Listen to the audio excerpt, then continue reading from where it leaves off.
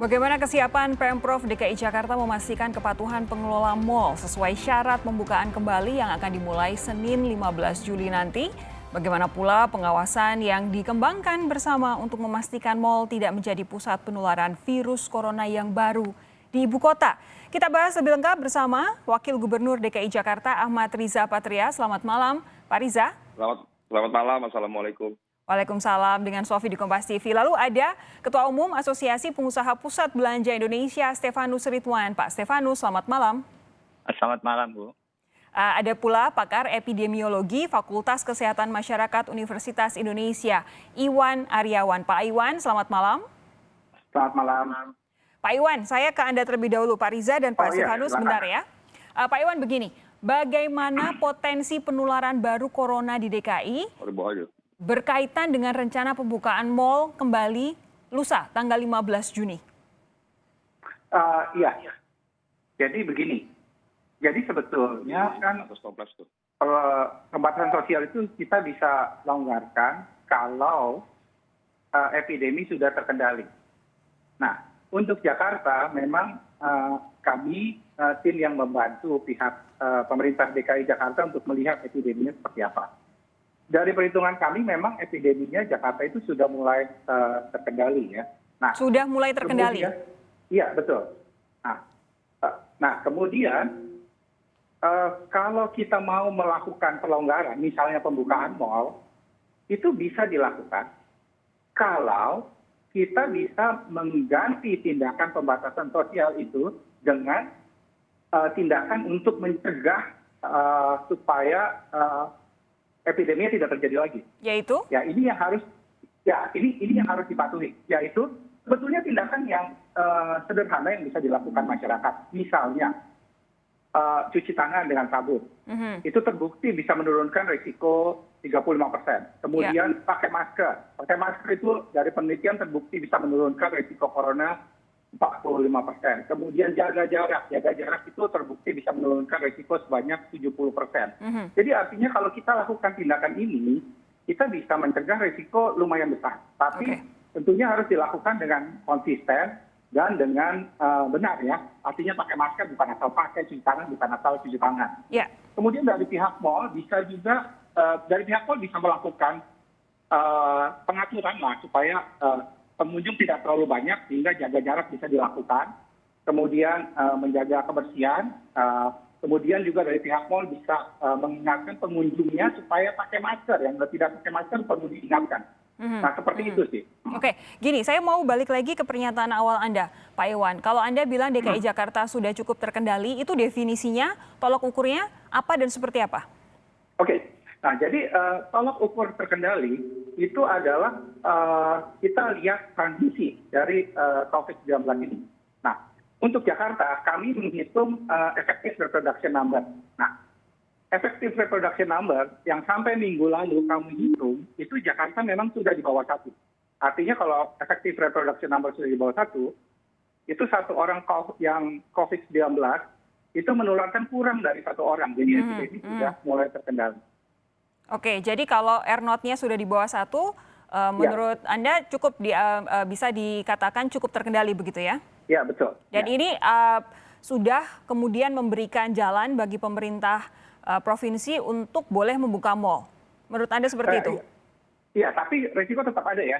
Jadi kita harus ingat bahwa ini bukan begitu terkendali, artinya kita sama sekali nggak ada risiko. Risiko tetap ada, makanya kita harus selalu waspada supaya tidak terjadi penularan COVID-19 ini lagi.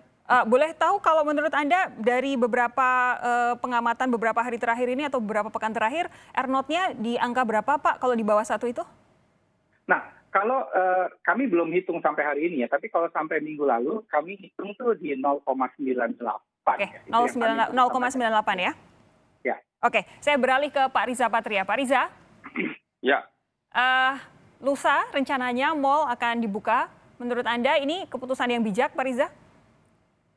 Ya, ini keputusan yang saya kira sangat bijak ya. Memang ada keinginan dari dunia usaha di bidang ekonomi untuk memberikan kesempatan lebih cepat. Namun setelah kami pertimbangkan perlu waktu ya bagi masyarakat, bagi pengelola dan semuanya Akhirnya setelah kami putuskan tanggal 15, rupanya responnya sangat positif ya dari pengelola mal, dari pedagang dan sebagainya.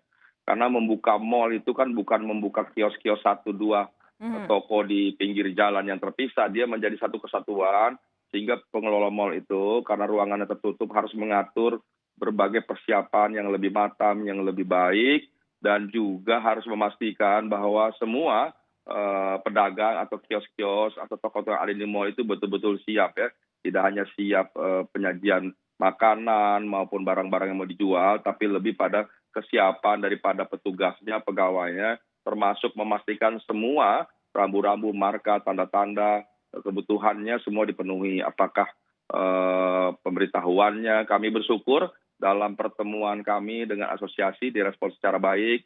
Kemudian setelah kami mengunjungi mal, Pak Gubernur, saya dan seluruh wali kota sampai camat lurah, semua mengecek kesiapan mal dan pasar dan sebagainya. Alhamdulillah sejauh ini persiapannya cukup baik.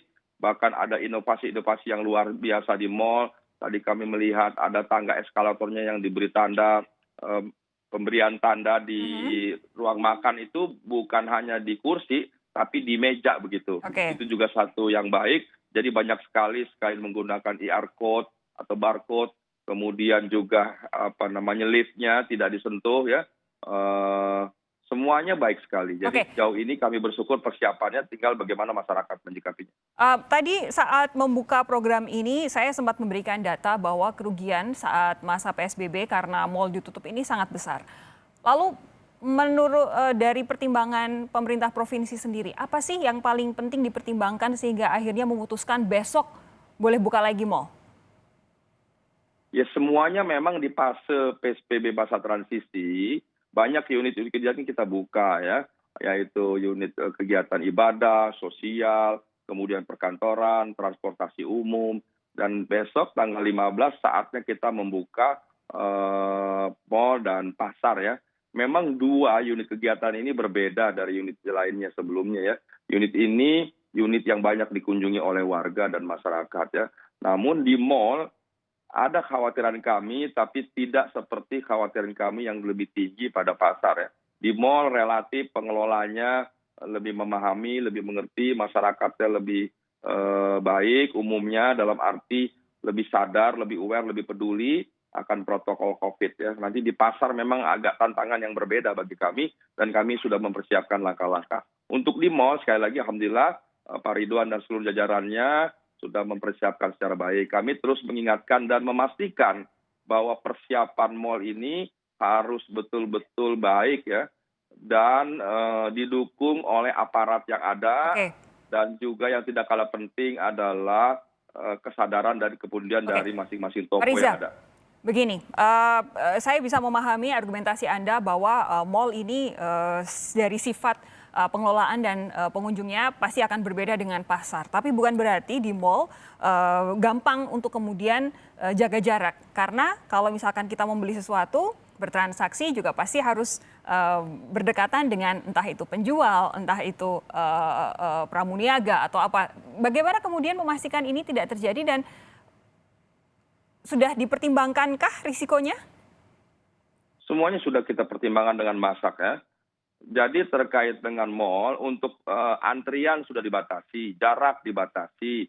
Bahkan petugas mal umumnya selain menggunakan masker, menggunakan face shield gitu ya, penghalang muka yang transparan. Kemudian umumnya tadi kami mengecek di banyak mal juga tidak melakukan pembayaran secara cash, uang fisik begitu, tapi menggunakan cashless ya. Jadi ini juga sesuatu yang baik. Saya melihat banyak kreativitas dan inovasi yang dilakukan oleh pengelola dan toko masing-masing. Sejauh ini cukup baik.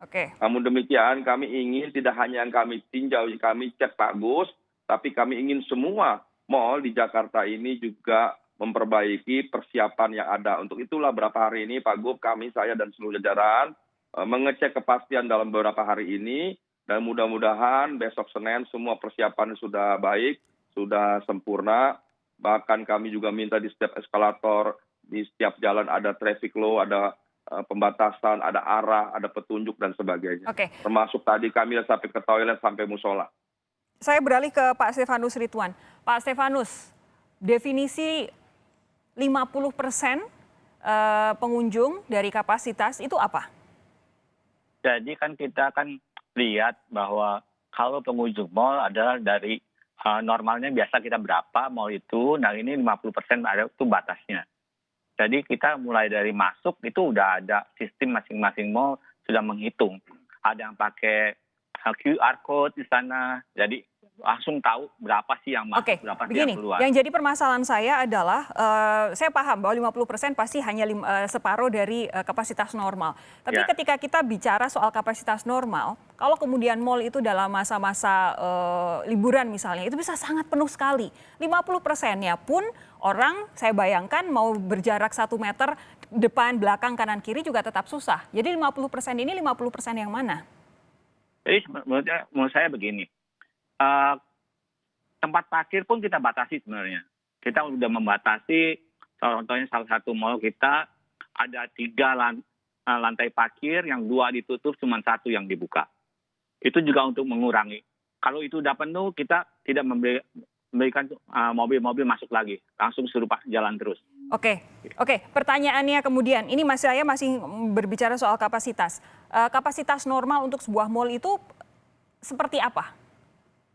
Apakah kemudian masyarakat, kalau kapasitas normal itu artinya masyarakat bisa berjalan lalu lalang tanpa harus minggir-minggir, atau hanya akan bertemu dengan orang lain sekian detik sekali, atau seperti apa?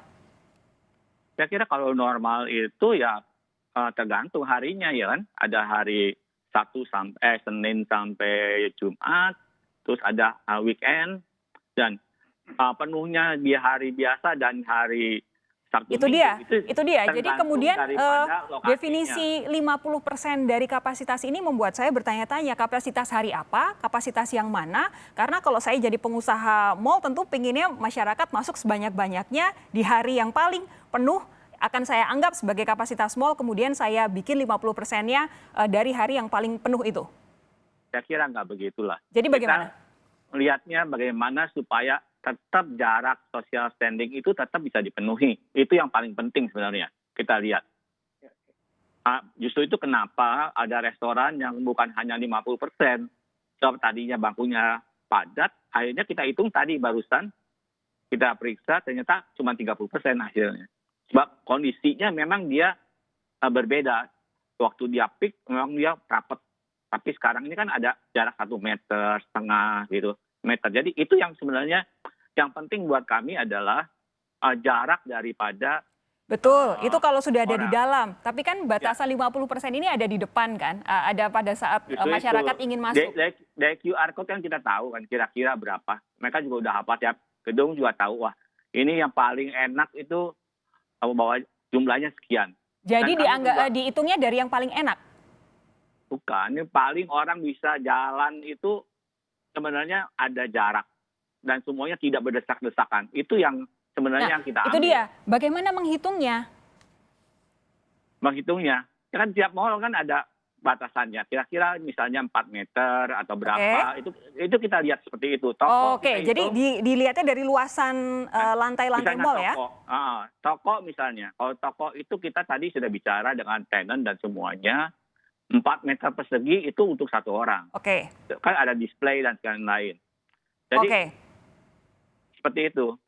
Jadi kalau misalkan 4 meter persegi untuk 1 orang, misalkan kemudian dihitung di bawah kapasitas 50%, tetap harus mengikuti yang angka 4 meter persegi ini ya? Ya, kira-kira seperti itu. Oke.